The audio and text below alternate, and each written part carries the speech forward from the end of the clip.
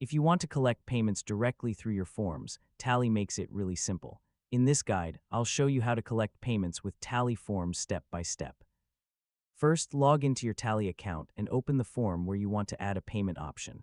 Next, click on Add Block and choose the payment option. This is where you set up how users will pay you. Now connect a payment provider like Stripe. You'll need to sign in and authorize Tally to process payments securely. After connecting, set your payment amount. You can choose a fixed price or make it dynamic based on user input. Add a short description so users understand what they're paying for. This helps reduce confusion and improves conversions.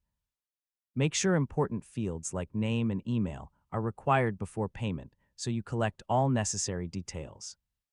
Before publishing, test your payment flow to make sure everything works smoothly from form submission to checkout. Once everything is ready, click Publish. Your form is now able to collect payments securely from users.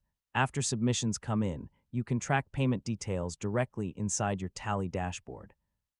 And that's how to collect payments with Tally forms. So it's a simple way to turn your forms into a powerful checkout system. Thanks for watching, and I'll see you in the next guide.